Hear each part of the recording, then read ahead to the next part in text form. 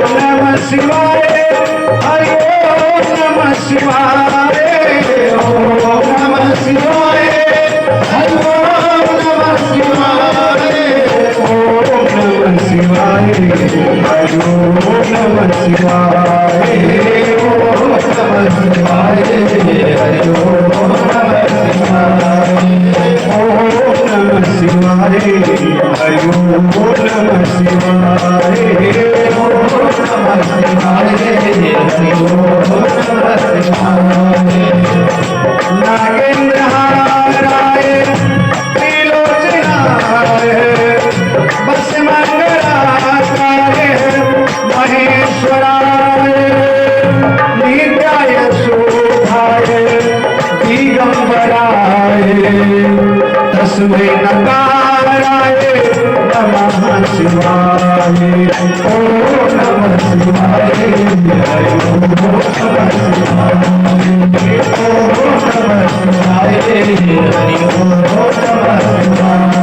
ओम नमः शिवाय हरि ओम नमः शिवाय हरि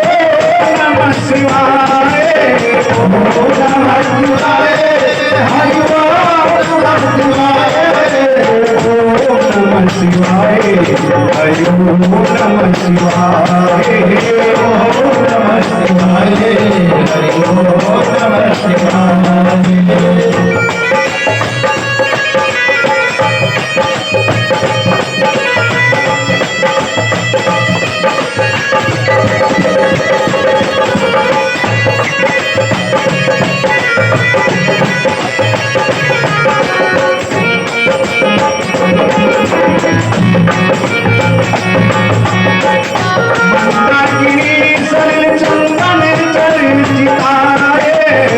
नदीश्वर ब्रह्मनाथ महेश्वराय मंगल पुष्प शोभिताय तस्मै मकाराय नमः शिवाय ओम नमः शिवाय हरि ओम नमः शिवाय ओम नमः शिवाय हरि ओम नमः शिवाय ओम नमः शिवाय हरि ओम नमः शिवाय ओम नमः शिवाय हरि ओम नमः शिवाय ओम नमः शिवाय हरि ओम नमः शिवाय ओम नमः शिवाय हरि ओम नमः शिवाय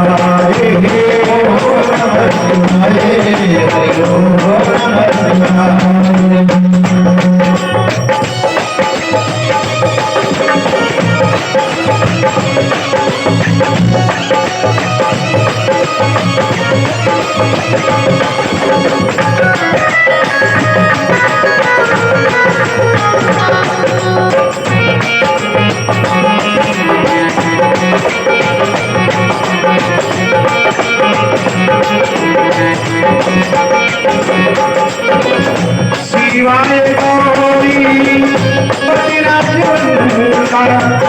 सूर्याय दशाय नासिकाय श्रीनीलकंठाय वृषभध्वजाय तस्मै शिकाराय नमः शिवाय ओम नमः शिवाय ओम नमः शिवाय ओम नमः शिवाय हरि ओम नमः शिवाय ओम नमः शिवाय हरि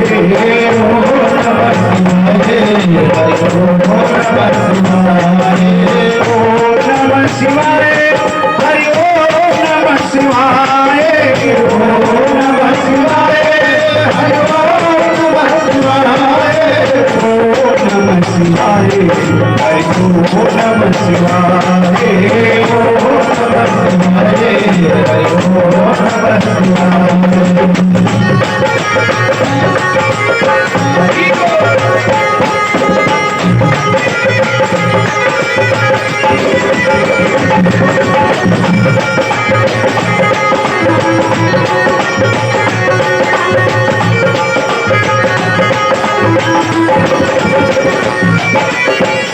वशिष्ठ भगवत मार्या मुनीन्द्र देवाय चित्त से कराए वैश्वाय नरलोचनाय तस्मै वकाराय नमः शिवाय। ओम नमः शिवाय, ओम नमः शिवाय, ओम नमः शिवाय, ओम नमः शिवाय, ओम नमः शिवाय, ओम नमः शिवाय, ओम नमः शिवाय, हरि ओम नमः शिवाय, ओम नमः शिवाय, हरि ओम नमः शिवाय, ओम नमः शिवाय, हरि ओम नमः शिवाय, ओम नमः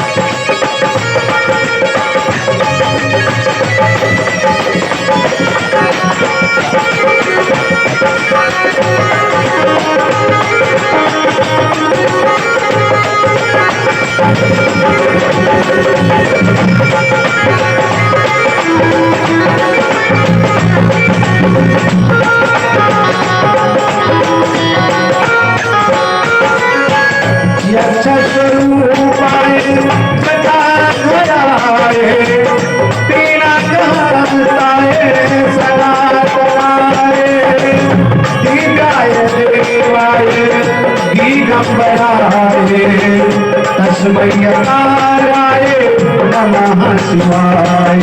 ओम नमः शिवाय, हरि ओम नमः शिवाय, ओम नमः शिवाय, हरि ओम नमः शिवाय, हरि ओम नमः शिवाय, ओम नमः शिवाय, हरि ओम नमः शिवाय, ओम नमः शिवाय, हरि ओम नमः शिवाय, ओम नमः शिवाय, हरि ओम नमः शिवाय, ओम नमः शिवाय, हरि ओम नमः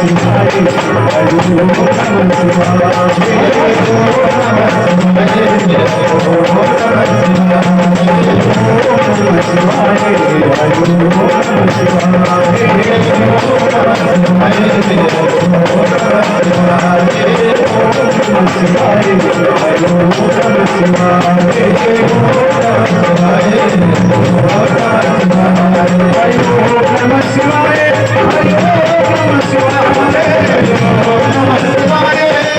ओम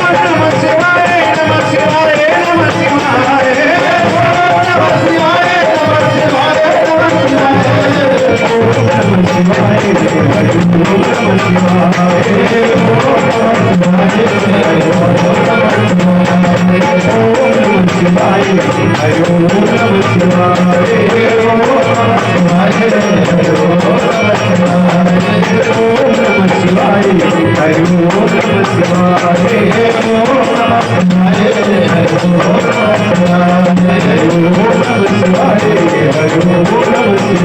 ओम नमः Hare निधौ शिवलोके तमवापनोति शिवेन सहोदते वन्दे देवउमापतिं सुरगुरुं वन्दे जगत्कारणं वन्दे पन्नगभूषणं मृगधरं वन्दे पशूनां पतिं वन्दे सूर्यशशाङ्कवहिर्नयनं वन्दे मुकुन्दप्रियं वन्दे भक्तजनाश्रयं च वरदं वन्दे शिवं शङ्करं जब तलक है जिंदगी फुर्सत न होगी काम से कुछ समय ऐसा निकालो प्रेम कर लो श्री राम से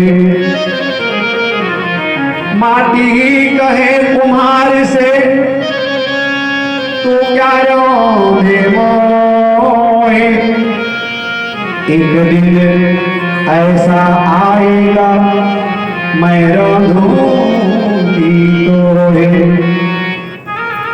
गौरी शंकर भगवान की श्री गणेश जी महाराज की कार्तिकेय भगवान की नंदीश्वर भगवान की लक्ष्मी नारायण भगवान की श्री सीताराम जी महाराज की हनुमंत लाल जी महाराज की संत समाज की विप्र समाज की भक्त समाज की भारत माता गौ माता गंगा माता अपने अपने माता पिता गुरुदेव भगवान की नमः पार्वती पते हर हर महादेव हर हर महादेव हर हर महादेव बोलिए श्री शिव महापुराण की परमपिता परमात्मा अनंत करुणा करुणालय भूत भावन भगवान महादेव एवं महादेवी के चरणों में प्रणाम करते हुए समस्त विप्र समाज महिला मंडल की सभी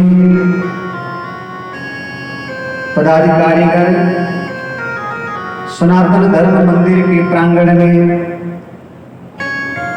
श्री शिव महापुराण कथा श्रवण करने के लिए आए सभी श्रोतागण क्षेत्रवासी नगरवासी जनता जनार्दन परमात्मा प्रेमियों आइए अपने मन को भगवान के चरणों में लेकर चले जहां अद्भुत आनंद है।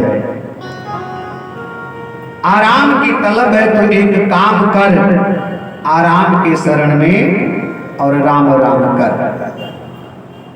पवित्र श्रावण मास में श्री शिव महापुराण कथा ज्ञान के महोत्सव का आज द्वितीय दिवस है। बीजी शिक्ष पश्चिम बिहार सनातन धर्म मंदिर के प्रांगण में हम सभी लोग बैठ करके भगवान शिव की सुंदर पतित पावनी इस भागीरथी में हम लोग अवगाहन कर रहे हैं। कल हमने निवेदन किया था कि हम लोग कथा सुन रहे हैं तो भगवान की गोदी में बैठकर मैया की गोदी में बैठकर और बड़ा आनंद आएगा। दुनिया में सबसे अधिक कहीं सुकून है तो माँ की गोदी में और कहीं नहीं। सबसे ज्यादा व्यक्ति सुरक्षित है तो माँ बाप की गोदी में। बालक माँ बाप की गोदी में रहता है ना धन की चिंता, न तन की चिंता, न स्वास्थ्य की चिंता, न शरीर की चिंता, न व्यापार की चिंता, न समाज की चिंता, न परिवार की चिंता। जब तक वो माता पिता की गोदी में चिंताओं से मुक्त रहता है। तो हम सभी लोग भगवान शिव और मैया पार्वती की गोदी में बैठकर शिव पुराण कथा सुन रहे हैं। आइए हम लोग कथा में प्रवेश करें, क्योंकि अल्प सो अवधि जीवता में बहु सोच मोच करेंगे को बहुत है काहू काहू कीजिए। तारना पुराण हो को वेद हो को अंत नाय भाषा तो अनेक मत काहू काहू लीजिए। काव्य की कला आनंद छंद के प्रबंध बहु राग तो रसील रस काहू काहू कीजिए। सब बातन को एक बात तुलसी बताए जात कि जन्म जो सुधारा चाहो तो भैया राम नाम लीजिए। जन्म जो सुधारा चाहो भगवान का नाम लीजिए। जिस राम नाम की छत्र छाया में महादेव काशी में जीव को मुक्त कर दिया करते हैं, जिस राम नाम की छत्र छाया में ब्रह्मा सृष्टि की रचना करते हैं, आइए भगवान शिव के साथ हम लोग बैठ करके भगवान शिव की गोदी में बैठकर हम लोग उन्हीं के गुणानुवाद का गान करेंगे। कल सायंकाल की वेला में आप सभी लोगों ने श्री शिव महापुराण के महात्म की कथा सुना, जिसमें देवराज का उद्धार होता है, चंचुला का उद्धार होता है और बिंदुक का उद्धार होता है। इन तीनों लोगों का उद्धार हुआ और ये ऐसे पापी लोग थे ना कि जिनके पाप की कोई सीमा ही नहीं थी साहब। ऐसे पापी लोग थे, इन्होंने बहुत बड़े बड़े अपराध किए थे, जघन्य अपराध, लेकिन फिर भी इनका उद्धार हुआ।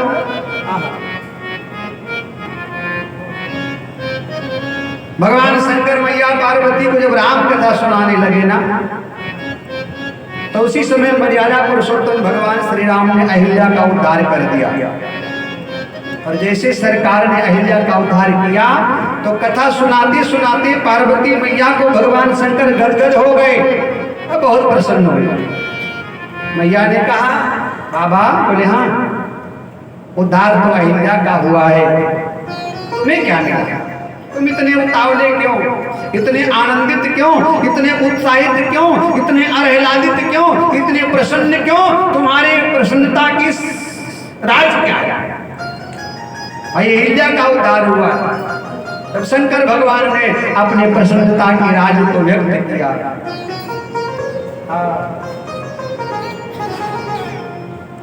देखो भरी लोचन भव भय मोचन तिहै लाभ शंकर जाना। शंकर भगवान ने कहा, मैंने सुना तो था कि भगवान पतित को पावन बनाते हैं, लेकिन आज मैंने इन आंखों से देखा।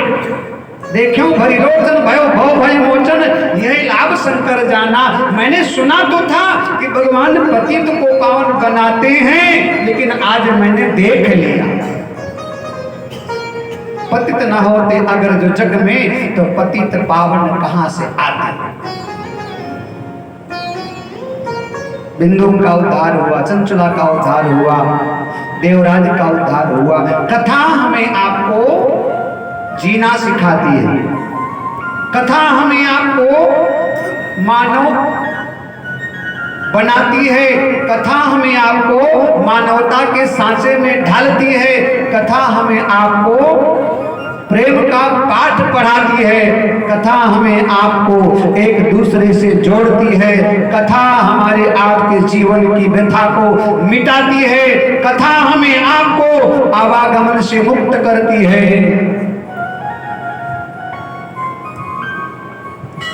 कथा जन्म जन्मांतर के पापों से हमें आपको धो दिया करती है।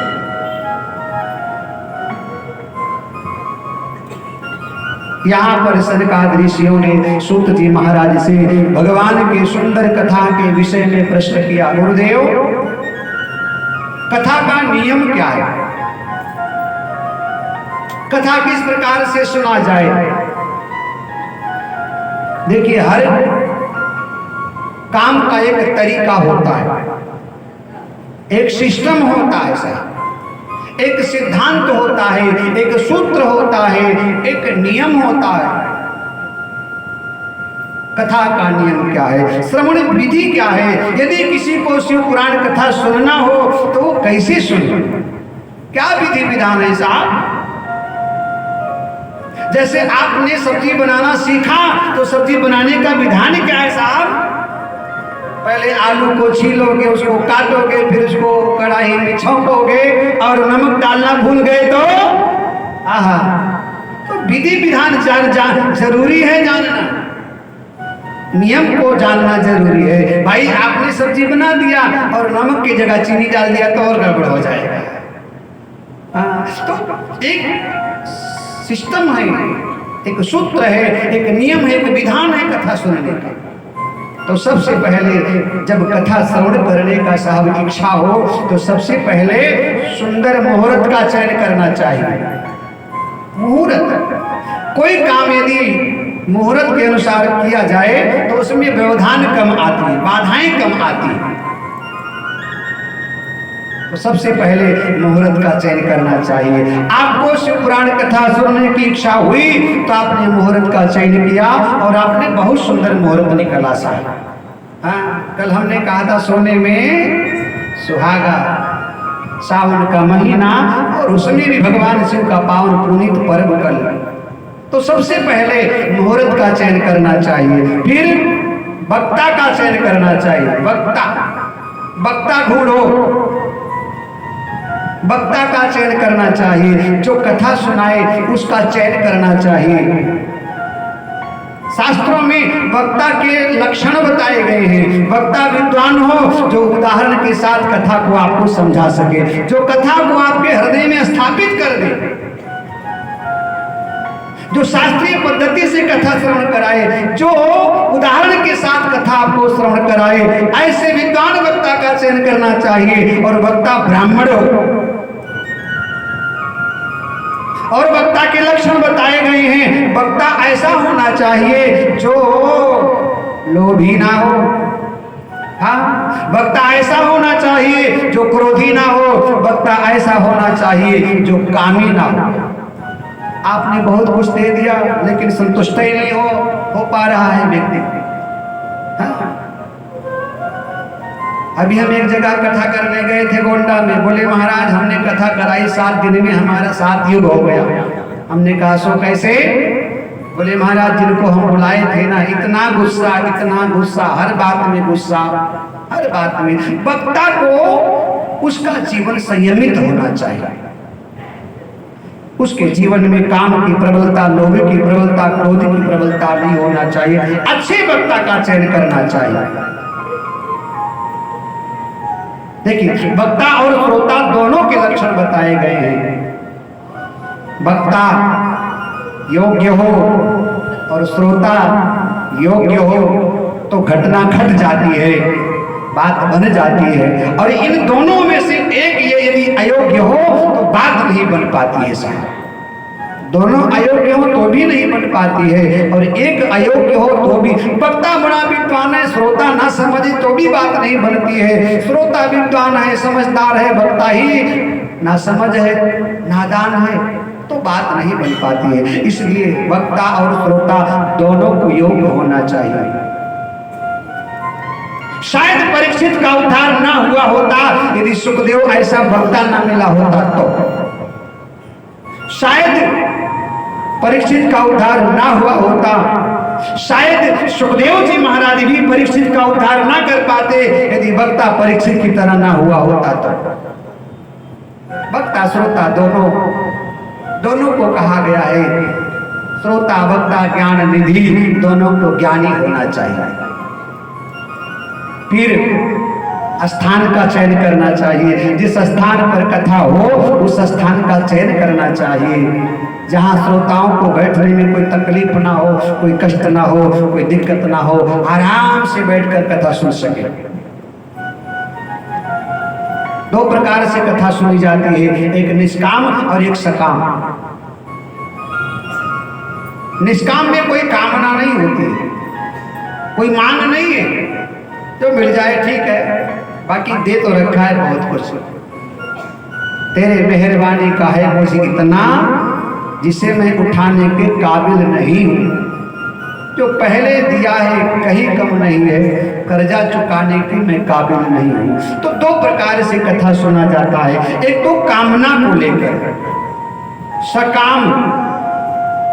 कई लोग कथा सुनते हैं, हमारे बेटे का विवाह हो जाए तो हम भी कथा सुनेंगे, नौकरी लग जाए तो हम भी कथा सुनेंगे, या विवाह हो गया नौकरी लग गई। एक होता है कामना को लेकर कथा सुना जाए, एक होता है कोई कामना नहीं, कुछ नहीं चाहिए, बस जो मिल जाए वो ठीक है। तो यदि कामना है तो उसके लिए नियम है साहब, कामना है तो उसके लिए नियम है। आपको समय से आना पड़ेगा, आपको धरती पर शयन करना पड़ेगा, आपको तामसी वस्तुओं का त्याग करना पड़ेगा, आपको ब्रह्मचर्य व्रत का पालन करना पड़ेगा, काम क्रोध लोभ मोह से आपको दूरियां बनानी पड़ेगी। यदि कोई कामना को लेकर तो वो एक अनुष्ठान हो जाया करता है, तब आपको नियम धारण करना पड़ेगा। और सबसे बड़ा नियम है आपको